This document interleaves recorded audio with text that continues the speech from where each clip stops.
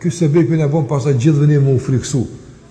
Se kena mundësi na me konë, ndoshta një ditë për ditëve nga ata që themi se Kurani është prallë atë. Allahu thotë kella. Asesi mos mendo se mohimi i tyre është për shkak të ngjyrës që e kanë, ose mohimi i tyre është për shkak të racës që e kanë, ose mohimi i tyre është për shkak të gjuhës që e flasin. Këta janë shkije këta, çështu flasin këta. Jo Allah po nuk ka për shkak se janë shkije këta. Po çka sebebi që këta po përfitojnë nga kërstimet kuranore, po e mojnë në gjykimit, çka sebebi? Kella. Çka sebebi? Bel rana ala kulubi ma kanu yaksibun. Gjunahet e vazhdueshme e kanë mbulu zemrën. Ran, ka thonë pejgamberi sallallahu alaihi wasallam, dhembun ba'da dhemb. Gjunah pas gjunahi, një mëkat, një mbështjelës, një mëkat, një mbështjelës, një mëkat, një mbështjelës, një mëkat, një mbështjelës, derisa është formu një cip e quajtur ran. Një cip e quajtur ran. Ran, apo dhe Allah kella bel rana. Është hudhën mbi ta një cip.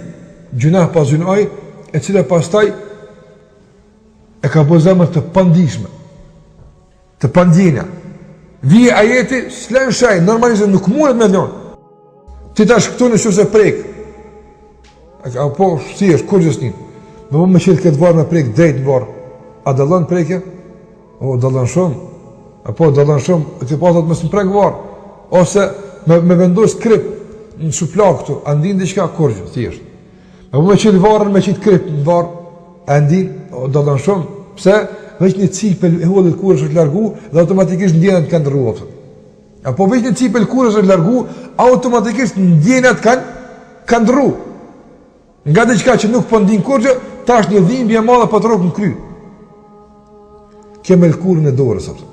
Qëfar të meneme për cipa që kanë përfshi zemrën, me bom ju hek këto cipa dhe pastaj pas hikës me gjujt ajat në ta.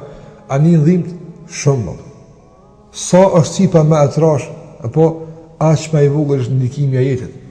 Prandaj vllazni, këta njerëz që kanë përgjigjur ditën e gjykimit, këta njerëz që Allahu ka thonë Kitabul Fujjar lafi sijjin, libri i kriminalëve dhe është shkruar për ta se do të jenë në sijjin, në vend të ngushtë, nuk ka ardhur kurrën e kurrës për shkak të ngjyrës së tyre, as për shkak të rrotës së tyre, as për shkak të gjuhës, as për shkak të afërsisë me dikën tjetër, as për shkak të pozicionit gjeografik ku kanë jetuar. Jo, absolutisht.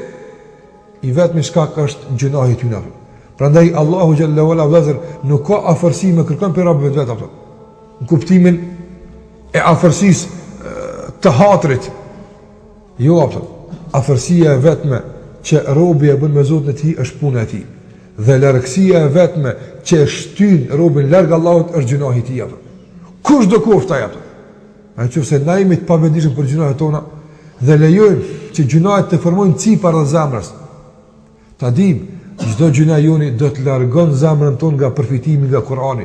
Dhe kështu dal ngadal, flitet për xhenemin nuk ta lën shaj, flitet për xhenetin nuk ta lën shaj.